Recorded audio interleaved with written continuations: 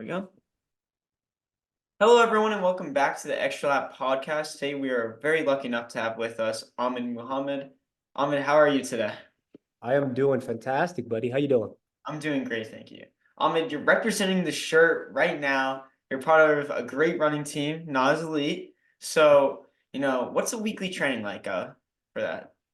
No, absolutely.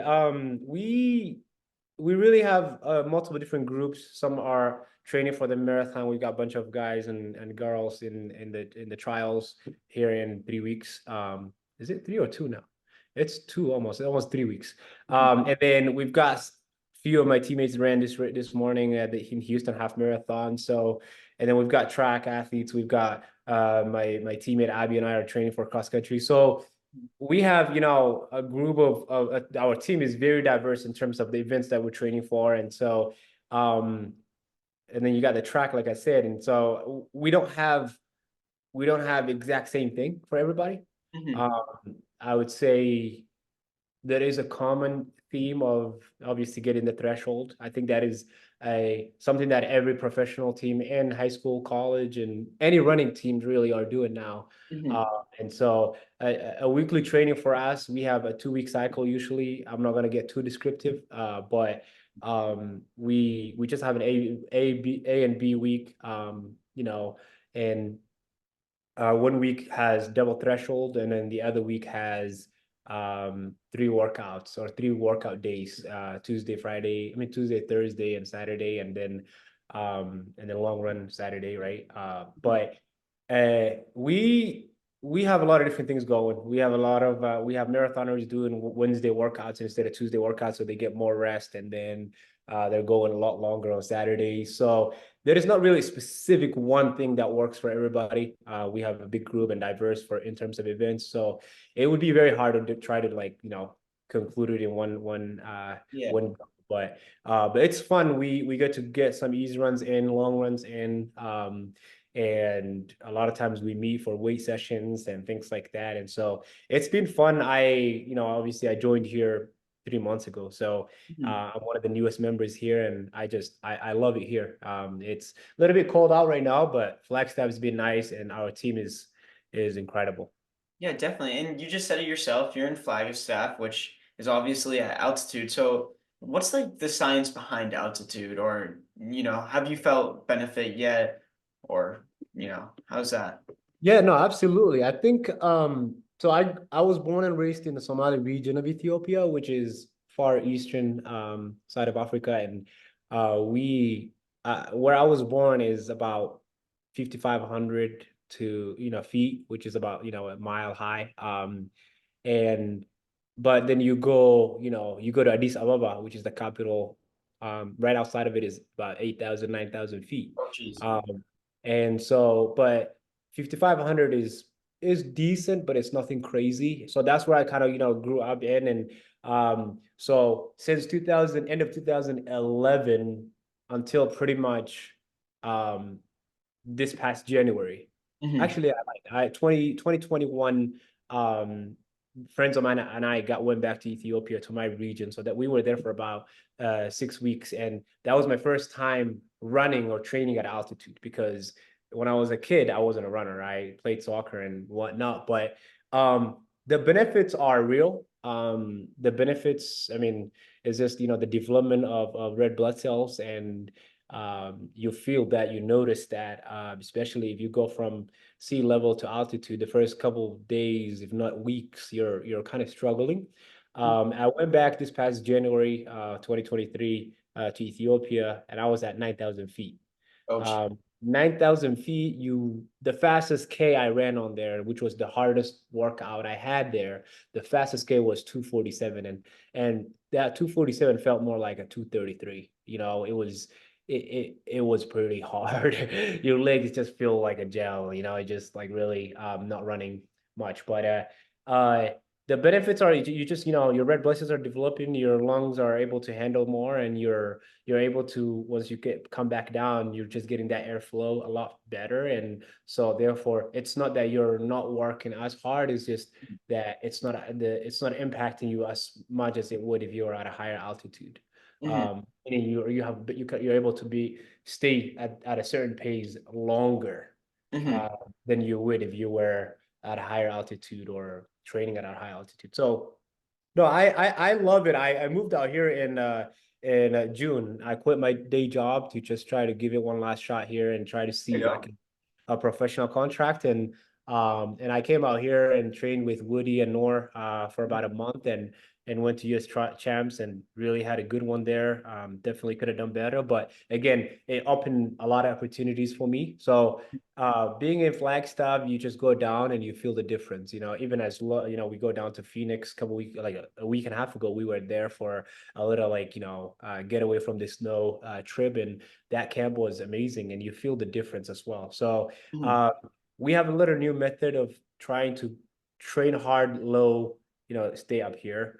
Mhm. I think that's kind of like the new science is go staying up high and then driving down low to get some sessions in. And that's been nice because now it's cold up here, but then you go down and it's warm and obviously you can run fast.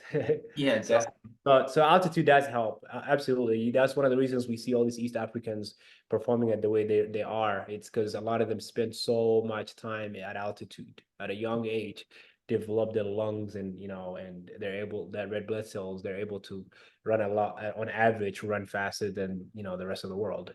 Yeah, definitely. And you're wrapping up. You got a big race coming up for cross country. Yes, So, sir. I think a lot of light is like given to professional track, but I feel like there's not enough light on the professional cross country circuit and everything. So, like, what's going into this race? Can you explain like the World Cross Country Championship a little bit? Oh, absolutely. I mean, I think it's funny you hit it exactly on the dot because cross country, I think it's a lot of high school college event, at Yeah. least in the United States. It's like Hmm. you go to NCAAs. Like I competed at NCAAs when I was at Boise State for 3.5 years. I was there, and then a year and a half I was at Florida State. Um, I qualified for the national championships in cross country for 5 years, which is Mhm. uh, very rare. Because of COVID, I got that extra season Yeah. that spring of 2021. Mhm. And I think there's maybe like 9 or 7 of us total that have ever qualified for 5 national championships, right? Mhm. Which is kind of really cool thing to have. But then at the same time, the highest I finished is 20th, which is good. Well, that's still a great race, though. You did Yeah, that. yeah, it is good race, and for many and myself, like it's a great race. It's a big jump from my 65th finish, the Mhm. 2 years prior to, or 123rd, literally like 8 months prior, and Mhm. to November, March 8, to November of 2022, where I mean 2021, where I ran, where I was 20th. Cross country is, I think personally. I think with the track, you're able to hit so many different races. You have Mhm. so many different events to hit. Mhm. Whereas in cross country, you're a bit limited into like the amount of opportunities or races, that you can attend. Mhm. This one, for example, there's been 2 big races, cross country races that are for pros that I know of, and one of them was the Sound Running one, which I was there on November 30th, and then this one is just another opportunity. But I view cross country or even road racing, even though road racing has a lot more incentives and a lot more opportunities to get paid and to make teams. I think I use cross country mostly as a way to just keep building stamina, keep building endurance. I think this coming race, I want to make the team, obviously, and the goal is to win. But and I think I can do both, but at the same time, it comes down to it's one more race to kind of build me towards out of season, for me at least. One Mhm. more race to prepare me for Olympic trials, which I will be at hopefully for the 5K.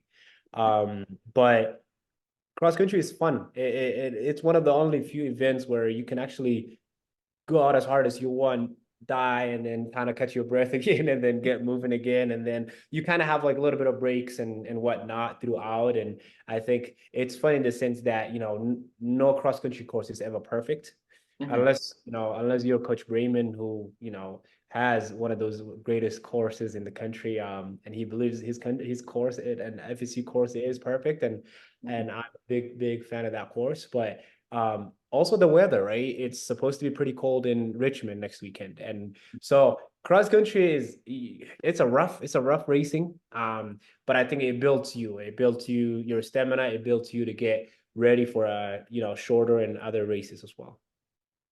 Definitely. And as you said, there's shorter races, but like races like cross country that you're doing are obviously longer races. So how do you go about recovering for something like that?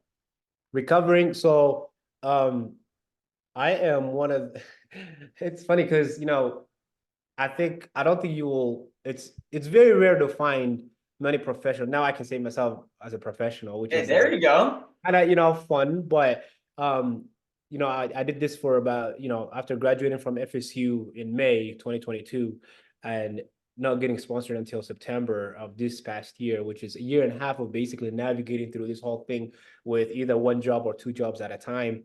Mhm, um I still, one thing I've learned in that process of working 40 hours, sometimes even, 60, 50 hours, mhm. is the importance of rest and recovery. I am a big advocate of that. As a matter of fact, I also go more like train hard, like hard workouts, go hard as I'm expected to go, or I am, supposed to go. But then towards the end, if I can go faster, why not?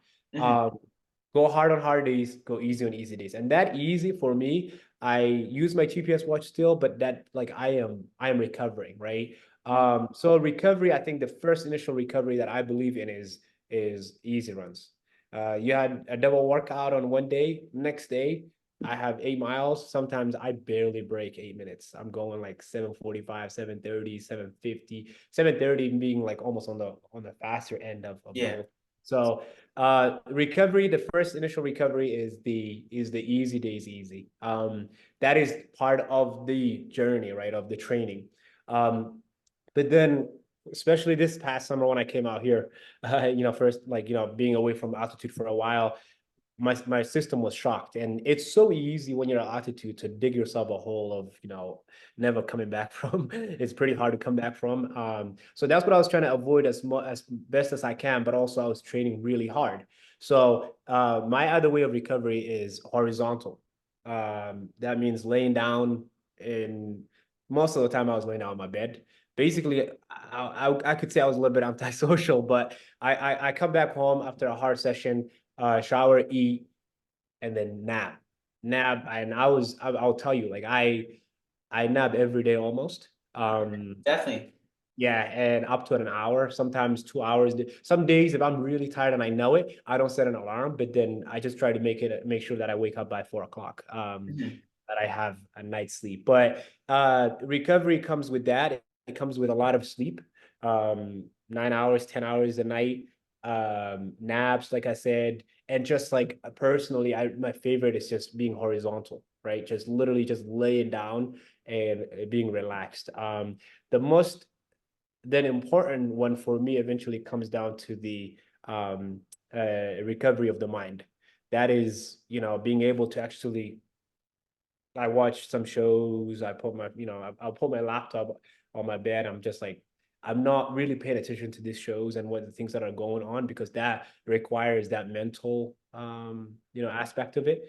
I'm mhm. trying to just relax and just have that in the background, vibe out and relax. So relaxation, resting, hydration, recovery, all of that comes down in handy eventually. But I would say those few things are the most important for me. I love sleep, and I love napping, and I love laying down. Yeah, there you go. And you just said it too. You graduated in 2022, and it took a little bit to get the first pro deal. But like, how does that just work? You're balancing time for recovery. You have to get all of your runs in, and you're working 55, 60 miles a week. So, I mean, it's a very impressive thing to do. So, how do you just like avoid burnout and keep the wheel? Yeah, I think so. I in January and February last year, I spent in Ethiopia. I was working remotely part time, and that really was very refreshing time for me. Mhm. I feel like if you're training with the right amount of recovery, no training is too hard. Mhm. That was probably in terms of mileage and build up. January and February of this past year were probably the most volume wise the highest, Mhm. and I credit most of being able to not burn out in that state. I credit it to the recovery part of things, and that recovery really comes down to being at a place you're happy at. Mhm. Being able to actually accept your life, right? You say, this is where I'm at. And so that took a lot of times when you see all these other athletes you used to compete against, and they've got sponsorships, and you race against these guys, and it's like, you have 15 other guys right next to you who are all either sponsored or are ready to get rolling. Um, and they're resting and that's their day job. It eventually becomes a matter of like, um, am I ready to compete against these guys? And I think the solution to that for me was accepting my state. That's where I was at. That's the best I could do. My workouts, my training, and my situation in terms of not being a like sponsored athlete, because that means I have to pay for everything, right? That means in order to pay for everything, I have to have a job to cover all these expenses. And so the way to avoid burnout for me was acceptance of my situation and the hunger I had for for achieving some of the goals. I mean, it was pretty there were close calls where I was like, because I was getting, job offers, that were paying pretty well. And it meant for me to get a pay cut in order to continue this journey of running. But that doesn't necessarily mean that I would be happy there. Does Mhm. that make sense? And people still burn out in day jobs, right? 9 to 5 every day morning. You wake up every day. And I was training sometimes at like 5:30 a.m. to get my workouts in so I can go to work. And when I realized I really kind of was burning out was May 27th. I had a race in LA, a 5K race. And once I was done with that race, it was a really rough one. Mhm. I just tried to figure out what was going on because I my training was going well, but my rest was out of the window. That's when literally a week later I quit my job. I like 2 days later I quit my job, turned in the letter of resignation. I just said, hey, I don't have much time. I gotta go next, like by the end of this Friday, I gotta go. Mhm. And my boss was very understanding, and so I came out here without a job. But for me it was the biggest growth because you realize, like if you actually just hang on just a little bit longer, it eventually something like if some door opens up and you're in it, right? And so I was fortunate enough to be picked by Hoka, and I'm really excited for what's to come because I have that self-belief. I have the self-belief that I have a lot of untapped potential, but Mhm. then, at one point you just have to get rolling. And I think we're on the roll now. So There you so it go. should, Yeah, you're should right. be fun. But yeah, I hope that answered your question. I feel like I kind of circled around a bit. No, no, no, that was perfect, and, it draws us to a good point, self-belief, right, in running, because there can always be a lot of, like, the term "yes men" around you, or there can be a lot of people doubting you, but no matter what, it just comes down to you believing in yourself, and that's probably what you faced, right? You have to believe in yourself to, get that. Absolutely. No, absolutely. Eh, I think the one good thing that I believe I had going for me, aside from just my own self-belief, Mhm. is um I don't choose my friends based on their agreements with me or similar values or like or I don't seek for yes men or Mhm. what I seek for true friendships who, when you talk with them about your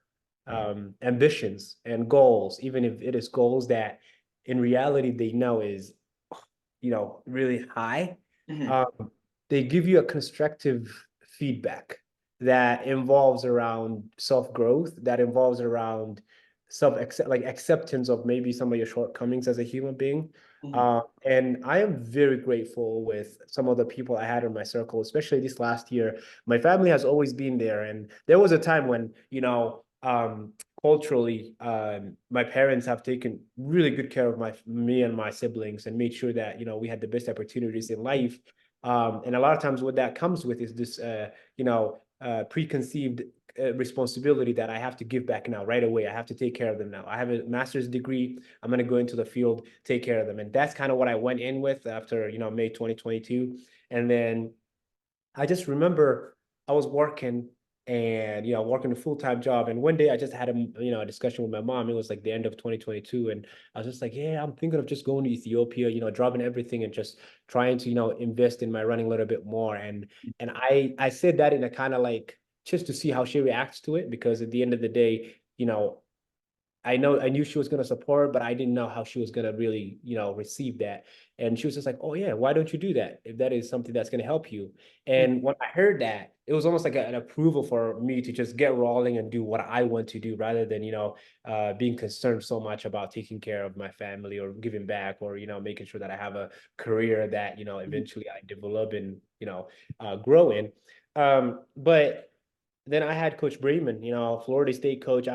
We built such a good relationship. I started working with him. I started, working with the athletes there, especially the men's distance team, and as an assistant to them.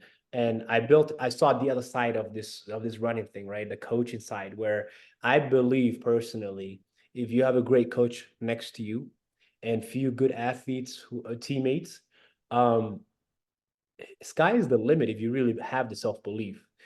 Coach Braden really believed in me. There were times when I was thinking of walking away from running just because of how, the future seemed very uncertain. And he'd be like, Ahmed, you can work for the rest of your life, Mhm. but you might not be able to run for the rest of your life. And he's like, I believe that you have such a talent that we haven't fully tapped fully into. And you gotta let's figure it out. Let's try to get it. Let's see how far you can go. And that is a moment where, for me, it felt like it was no longer about the pay, the career and all of that. It was about self-test of Mhm. how far I can go, of how much I can handle and endure.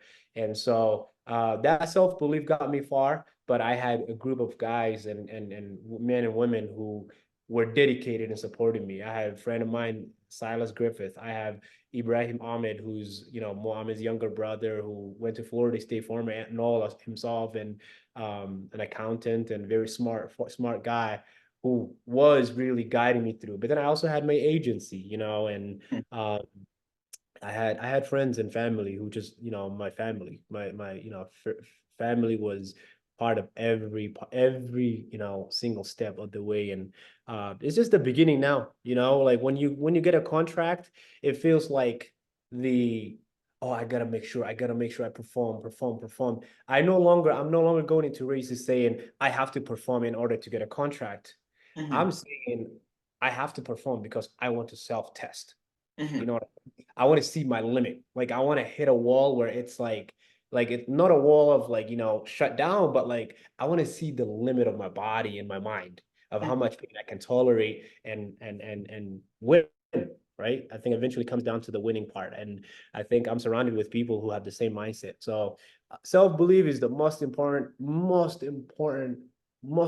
I like emphasize that because I've seen athletes, I coach some athletes still in Ethiopia, who train in Ethiopia, but Somali athletes, and they believe. And a lot of those guys are, doing well because they believe. And self-belief allows you to actually um get away from the doubt, right? That will eventually crumble you to, pretty much nothing. So leaving a legacy, trying to be the best you can be, all requires an ability to say, huh, I can do that if I really work. And there is no other sport that allows you to do it the way running does. Mhm. Definitely. And you're a great runner. You ran 13:16 in the 5K. So as the outdoor season approaches, what are your goals? Oh yeah. See, the thing is win, win, win, win, right? Exactly. I think That's the mentality. Yeah, I think yeah, no, Ben Rosario, our executive director, Mhm. Coach Ben, it's like when I came to on a visit with the team, one of the questions he asked me was, would you rather break a world record or um or win an Olympic or a world medal? I think that's what he said, world record or a world medal. Mhm. And my right away I said metal, right? Mhm. Because because once you have a medal, once you've won a race, it's that is something that's written down forever. I don't have any NCAA titles. I only qualified to NCAAs outdoors and indoors one time, my last year at Florida State. I did have 5 years of qualifying for cross country, but my performance, the best performance I had at NCAAs was 14th. That means there's 13 on that day. On that given day, there were 13 guys who were better than me, right? On that given day, based on the time and numbers. But that doesn't necessarily fully mean that they were better runners than I am or I could be. It's just on that given day, they had the day, things clicked for them. And one of those was my own teammate, Olin Hocker. And that's one of the things we talk about all the time. Like he has an NCAA title, and that is something that nobody's ever going to take away from him. Mhm.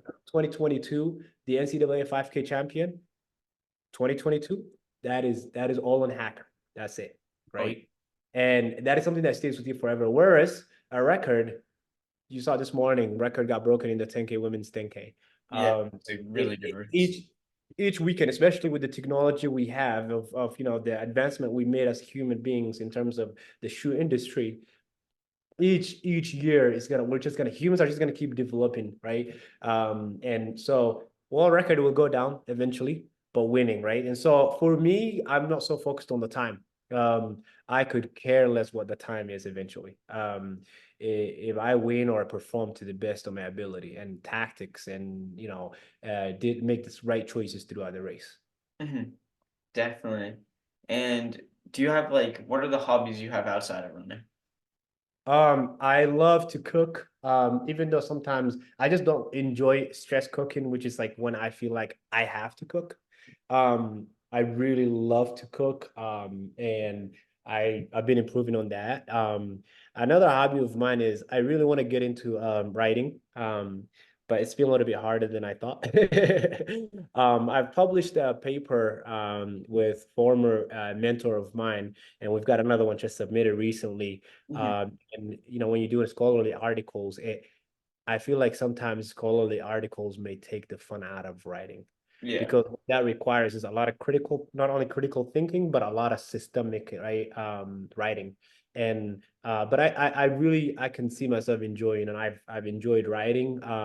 But cooking I think would be one that I really love the most. And then I love playing cards, man. I love playing cards. Any card games in particular or Oh man, I don't know if that's appropriate, but I do love poker. I all don't right. really gamble as much, but I Mhm. do love poker. I love this game taught to me by a friend, former teammate of mine, Logan Reese. It's called Ball Bag, and it's a Scottish card game where you have four cards dealt to you. It's about memory of where you put those cards as they face down, and Mhm. then it's also so you can burn them down, be the fastest person to get rid of your cards, and you could knock at any time if you believe you have the lowest amount of cards. And that is one of my favorites. We played that all summer 2022 one when I was in Ethiopia with six other friends of mine. Mhm. But yeah, I like I said, I spend most of my time laying down, and so that also a lot of times means I watch a lot of shows. Right now I'm watching Naruto. I've got into anime the last like 3 weeks. So I never thought I would, but here I am. I feel like when you're a pro runner and you come home and you want to rest, the best way to rest is watch something, and anime has been my new little guilty pleasure. So There yeah, you go. And the question of the week, this is the last question. these Ready? are. Mhm. What is your favorite animal? Oh man, that's tough. Do I have to answer it quickly, or can I think about it for a You second? can think about it a little bit. Oh man, because the thing is like I have like two different types of favorites. Like Okay. I love like I love cheetahs, but Mhm. they're also not friendly. You know what I mean? Like you don't really have them as a pet. Mhm. Um, I like cats, but they're also a bit stinky, man. Like the house is just not pleasant. Um, and I would have said snakes, but then you know how dangerous they are. Man. Um, man, if I can find myself a friendly panda, I think that Okay. would, yeah, I There you think go. it'd So be, Panda's the go-to. Yeah, yeah, I There think you so. go. Sometimes they do some dumb stuff. But I would say Panda, man. I just like I think the older I've gotten, the more I realize life shouldn't be so serious. Um, Mhm. coming here as a refugee and adopt into American society, I kind of felt a lot of times I had to follow a certain societal norm or rules or guide, and I feel like now the older I get, the more I realize, especially like being a pro athlete now with, some sort of impact, especially on the younger generation. Mhm. Um, there's a lot of advices I would have given my younger version, right? Now knowing what I know, right? But pandas just have that lifestyle of just like they're careless, you know what I mean? Mhm. So maybe they don't really represent me every single, aspect, but I really like the idea of just being laid back, relaxed, do some little dumb things, but not Yeah. like super. That's the newest approach to me right now. It's not really, that's not me. Usually I'm a very serious person. Mhm. Um, but yeah, pandas. I know Pandas. that's a long I like answer. it. Well, thank you so much for being such a great guest, Ahmed. And thank you everyone for watching. Till our next lap. See ya. Yeah. Thank you so much, buddy.